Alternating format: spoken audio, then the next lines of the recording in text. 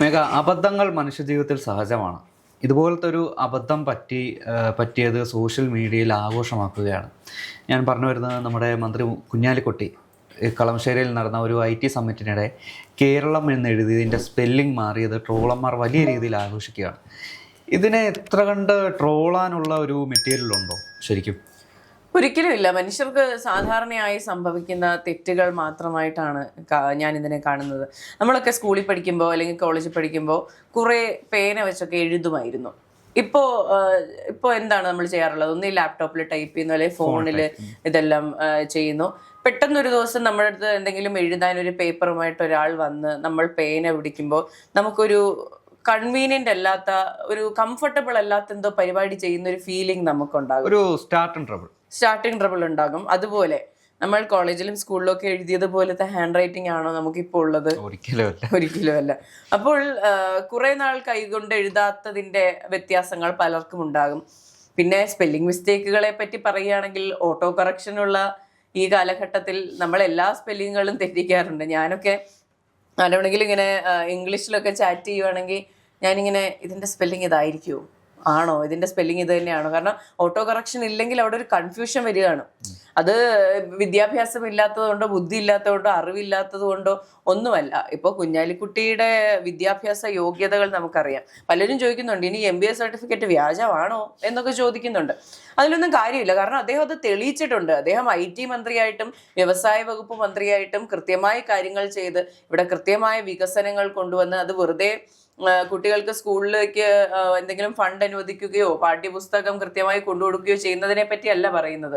ഈ IT വികസനം പോലുള്ള കാര്യങ്ങൾ കൃത്യമായിട്ട് ചെയ്തിട്ടുള്ള ഒരാളാണ് അദ്ദേഹം ആ പോസ്റ്റിലിരിക്കാൻ യോഗ്യത ഇല്ല എന്ന് പറയാൻ എന്ത് അവകാശമാണ് മനുഷ്യർക്കുള്ളതെന്നാണ് മനസ്സിലാകാത്തത്. അയാൾക്ക് കൃത്യമായ യോഗ്യതയുണ്ട്. മറ്റാരേക്കാളും ഭംഗിയായി ഇത് ചെയ്തു തീർക്കാനുള്ള യോഗ്യത അയാൾക്കുണ്ട്. അതുകൊണ്ടാണ് അദ്ദേഹം 85,000 വോട്ടുകളോടെ ജയിച്ചത്. കേരളത്തിൽ ഏറ്റവും കൂടുതൽ ഭൂരിപക്ഷം നേടിയ വ്യക്തി കൂടിയാണ് അദ്ദേഹം. അതെന്താ അവിടെ ഉള്ള ഒരു മണ്ടന്മാരാണോ? ഇത്രയും അധികം ആൾക്കാർ അദ്ദേഹത്തെ സപ്പോർട്ട് ചെയ്യാൻ?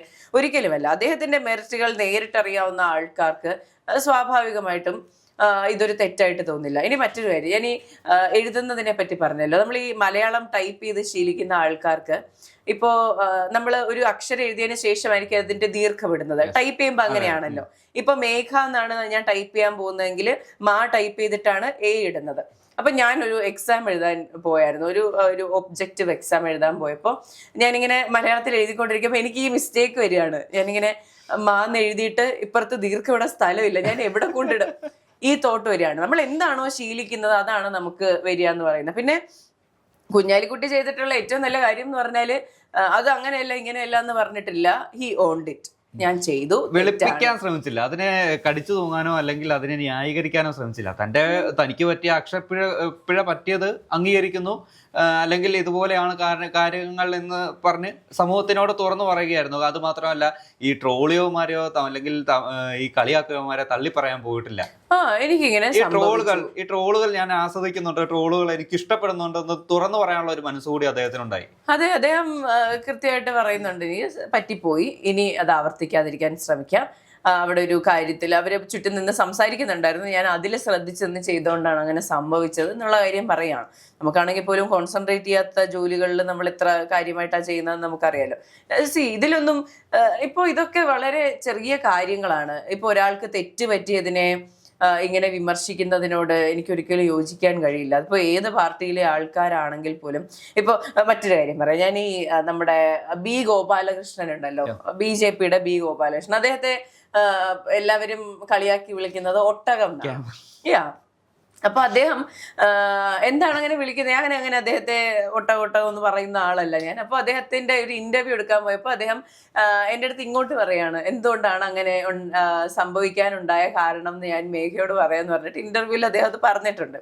അദ്ദേഹം ഏതോ ഒരു ഗൾഫ് കൺട്രിയെ പറ്റി സംസാരിച്ചുകൊണ്ടിരുന്നപ്പോൾ ഇങ്ങനെ ഒട്ടകം എന്നുള്ളൊരു വാക്ക് വന്നതാണ്. അത് ആ രാജ്യത്തുള്ള കാര്യമാണെന്ന് ഞാൻ മെൻഷൻ ചെയ്യാൻ മറന്നുപോയി.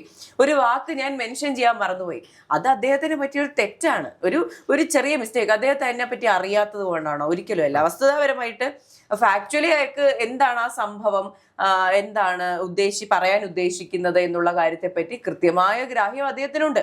പക്ഷെ പറഞ്ഞപ്പോൾ ഉണ്ടായ പിഴവിന്റെ പേരിൽ എത്ര വർഷങ്ങളായി അദ്ദേഹത്തെ ഇങ്ങനെ വേട്ടയാടിക്കൊണ്ടിരിക്കുകയാണ്. അദ്ദേഹം ഒരു മാധ്യമത്തിന്റെ ചർച്ചയ്ക്കിടെയാണ് ഇത് പറയുന്നതും. അതിനുശേഷം അദ്ദേഹം അവരുമായിട്ടുള്ള ബന്ധം വിടുകയാണെന്ന് പറയുകയും ചെയ്തിരുന്നു. അപ്പോൾ ഈ ചെറിയ ചെറിയ മിസ്റ്റേക്സിന് ഒരു മനുഷ്യനെ ഇങ്ങനെ എന്താ പറയാ ശ്രമിക്കുന്നുണ്ട്, വളരെ മോശമാണ്. ഇപ്പൊ കഴിഞ്ഞ ദിവസം നമ്മുടെ PK ബഷീർ മന്ത്രി മയക്കുയി എന്ന് പറഞ്ഞതിനെ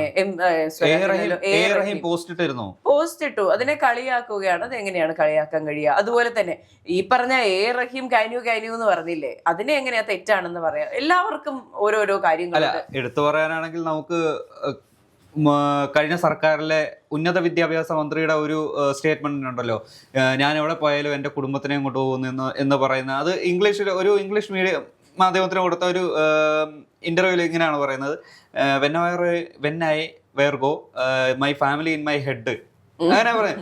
ഒരു എഡ്യൂക്കേഷൻ, അതായത് ഹയർ എഡ്യൂക്കേഷൻ മിനിസ്റ്ററാണ്. അപ്പോ അത് വേണമെങ്കിൽ അതിൽ കടിച്ചു തൂങ്ങി പറയാമായിരുന്നല്ലോ. അതിലൊന്നും കാര്യമില്ല. കൃത്യമായ കാര്യങ്ങൾ അവതരിപ്പിക്കാൻ കഴിയുന്നുണ്ടോ എന്നുള്ള കാര്യം മാത്രമാണ് ഇതിൽ ചിന്തിക്കേണ്ടതെന്ന് പറയുന്നത്. അതുപോലെ തന്നെ ഇവർക്കെല്ലാം ഇതിനൊന്നും യോഗ്യതയില്ല. ഇപ്പൊ ഈ പറഞ്ഞ വ്യക്തിക്ക് ഇംഗ്ലീഷിൽ സംസാരിക്കാൻ അറിയില്ല എന്ന് പറഞ്ഞാൽ പോലും കൃത്യമായി കാര്യങ്ങൾ അവതരിപ്പിക്കാൻ അറിയാമല്ലോ. ഇംഗ്ലീഷ് ഹാൻഡിൽ ചെയ്യുക, അല്ലെങ്കിൽ ഇതുപോലുള്ള കാര്യങ്ങൾ കൃത്യമായി ചെയ്യുക എന്ന് പറയുന്നത് വളരെ മികച്ചൊരു കാര്യമാണ്. നമ്മുടെ പല നേതാക്കളും പല മന്ത്രിമാരും മുഖ്യമന്ത്രിമാരും വളരെ ഭംഗിയായിട്ട് ചെയ്തിട്ടുള്ള കാര്യം കൂടിയാണ്. അത് നമുക്ക് ഒരിക്കലും അല്ലാന്ന് പറയാൻ കഴിയില്ല. പക്ഷെ ഇത് അറിയില്ല എന്ന് പറയുന്നത് ഒരിക്കലും ഒരു മോശം കാര്യമാകുന്നില്ല. അല്ലെങ്കിൽ ഒരു സ്പെല്ലിങ് തെറ്റിപ്പോയി എന്ന് പറഞ്ഞിട്ട് ഒരു കുഞ്ഞാലിക്കുട്ടിയെ പോലൊരു മന്ത്രിയുടെ ആധികാരികത തന്നെ എല്ലാവരും ചോദ്യം ചെയ്യുകയാണ്. എഡ്യൂക്കേഷൻ തന്നെ ഫേക്ക് ആണോ എന്നാണ് ചോദിക്കുന്നത്. അതെ, ഇപ്പൊ ഇതുപോലുള്ള കുറെ അബദ്ധങ്ങൾ പറ്റിയിട്ടുണ്ട്. ഇപ്പോ 1998 തെറ്റിപ്പോകുന്ന ആൾക്കാരുണ്ട്. ഒരിക്കലും ഒരു തെറ്റല്ല. ഈ പറയുന്നത് പോലെ സ്വാഭാവികമായി എല്ലാവർക്കും പറ്റുന്നതാണ്. നമ്മള് സാധാരണക്കാര് തന്നെ ഈ 90 കഴിഞ്ഞ് 100 എന്നാണല്ലോ, അതുപോലെ 900 കഴിഞ്ഞ് 9000-ന് ശേഷം അങ്ങനെ നമ്മള് മിസ്റ്റേക്ക് പറ്റി പോകുന്നുണ്ടല്ലോ സ്വാഭാവികമായിട്ടും. അതെല്ലാം ഒരു കൺഫ്യൂഷൻ വരുന്നതാണ്, അല്ലാതെ ഇത് അറിയാത്തത് കൊണ്ടോ ഇതിനെക്കുറിച്ച് വലിയ ഗ്രാഹ്യമില്ലാത്തത് കൊണ്ടൊന്നുമല്ല. അതെ, അപ്പൊ കുഞ്ഞാലിക്കുട്ടിയുടെ കാര്യം പറയുകയാണെങ്കിൽ അദ്ദേഹത്തെ അളക്കേണ്ടത് അദ്ദേഹം ചെയ്തിട്ടുള്ള കാര്യങ്ങളുടെ അടിസ്ഥാനത്തിലാണ്. അദ്ദേഹം ഈ പറയുന്ന പോലെ IT മേഖലയ്ക്ക് കൊടുത്ത സംഭാവന എന്ന് പറയുന്നത് ചെറുതല്ല. ഇപ്പൊ കൊച്ചിയെ IT ഹബ്ബാക്കുന്നതിൽ വലിയൊരു പങ്ക് വഹിച്ചിട്ടുണ്ട്. തിരുവനന്തപുരത്തെ ടെക്നോ പാർക്ക് വികസിപ്പിക്കുന്നതിൽ വലിയൊരു പങ്ക് വഹിച്ചിട്ടുണ്ട്. കിൻഫ്ര ഇൻഡസ്ട്രിയൽ ഏരിയയുടെ വികസനത്തിനായി അദ്ദേഹത്തിന് ദീർഘവീക്ഷണമുണ്ട്. ഈ പറഞ്ഞ വിദ്യാഭ്യാസമാണെങ്കിലും IT മേഖലയാണെങ്കിലും വ്യവസായ മേഖലയാണെങ്കിൽ പോലും നാളെ എന്ത് എന്നുള്ളതിനേക്കാൾ ഉപരി 10 വർഷം കഴിഞ്ഞ് എന്താണ് ഈ നാടിന് കിട്ടാൻ പോകുന്നത് എന്നതിനെ പറ്റി കൃത്യമായി ചിന്തിച്ച കാര്യങ്ങൾ ചെയ്യുന്ന ഒരാളാണ്. ഇപ്പോ ഇപ്പോ പല മന്ത്രിമാരെ പറ്റിയും നിങ്ങൾക്ക് സംശയം ഉണ്ടാകാം. പക്ഷെ കുഞ്ഞാലിക്കുട്ടിയുടെ കയ്യിൽ കൊടുത്തിരിക്കുന്ന ഈ പറഞ്ഞ മിനിസ്ട്രിയെ പറ്റി, വകുപ്പിനെ പറ്റി ഒരു ആശങ്കയും ഉണ്ടാകണ്ട. IT വകുപ്പ് പോലും കൃത്യമായി കാര്യങ്ങൾ കൈകാര്യം ചെയ്യുന്ന ഒരു മന്ത്രിയാണ് അദ്ദേഹം. അപ്പോൾ ഇതുപോലുള്ള കാര്യങ്ങൾ മാറ്റിവെച്ചുകൊണ്ട് അദ്ദേഹത്തിന്റെ പോസിറ്റീവ് മെറിറ്റുകൾ എടുക്കുക. ഇപ്പൊ ചോദിക്കുക, കോൺഗ്രസ് മുസ്ലിം ലീഗുകാരനായതുകൊണ്ടാണോ അദ്ദേഹത്തെ സപ്പോർട്ട് ചെയ്യുന്ന വെച്ചാൽ ഒരിക്കലുമല്ല. ഇത്തരം തെറ്റുകൾ സംഭവിക്കുന്നത് ഏതൊരു നേതാവാണെങ്കിൽ പോലും ഇങ്ങനെയാണ് അതിനെ പറയാൻ കഴിയുള്ളൂ. പക്ഷേ MM മണിയെ പോലുള്ള ഒരു നേതാവിന് തെറ്റുപറ്റുകയാണെങ്കിൽ നമുക്ക് സപ്പോർട്ട് ചെയ്യാൻ കഴിയില്ല. കാരണം അദ്ദേഹം എടുക്കുന്ന നിലപാടുകൾ, പറയുന്ന സ്റ്റേറ്റ്മെന്റുകളൊക്കെ അത്തരത്തിലുള്ളതാണ്. അതായത് വിവാദങ്ങളുടെ രാജാവെന്നുള്ള രീതിയിലാണ് അദ്ദേഹത്തെ ഹൈറേഞ്ചിൽ തന്നെ അറിയപ്പെടുന്നത്. അദ്ദേഹം ഈ ഒരു പൊതുരാഷ്ട്രീയത്തിനോ അല്ലെങ്കിൽ രാഷ്ട്രീയ കേരളത്തിനോ നൽകിയിരിക്കുന്ന ഒരുപാട് പ്രസ്താവനകളോ അല്ലെങ്കിൽ ചില വാക്കുകളോ ഉണ്ട്. അത് മനഃപൂർവ്വം എതിരായി നിൽക്കുന്ന ആൾക്കാരുടെ മനസ്സിനും ക്രൂരമായി മുറിവേൽപ്പിക്കുന്ന ഒരു സംഭവമാണ്. കാരണം നമ്മുടെ നിലവിലെ സ്പീക്കർ, അതായത് തിരുവഞ്ചൂർ രാധാകൃഷ്ണൻ, അദ്ദേഹം നിയമസഭയിൽ ഉണ്ടായിരുന്ന സമയത്ത് MM മണി പറയുണ്ടായി, അതായത് കറുത്ത കൃഷ്ണൻ എന്ന രീതിയിൽ വർണ്ണത്തിന്റെ പേരിലും അല്ലെങ്കിൽ വംശത്തിന്റെ പേരിലും അദ്ദേഹത്തെ പരസ്യമായി അവഹേളിക്കുകയുണ്ടായി. അതിനൊന്നും ആരും എന്താ പറയാ തള്ളി പറയാനോ അല്ലെങ്കിൽ അതിനെ കുറ്റപ്പെടുത്താനോ ആരും ശ്രമിച്ചിട്ടില്ല. അദ്ദേഹത്തിന്റെ നാടൻ ഭാഷ എന്ന് മാത്രം പറഞ്ഞ് ന്യായീകരിക്കുകയായിരുന്നു ചിലർ ചെയ്തത്. ഈ ഒരു ഓഡിയൻസ് തന്നെയാണ് ഈ കുഞ്ഞാലിക്കുട്ടിയുടെ ഈ പിഴവിനെ പർവ്വതീകരിക്കുന്നത്.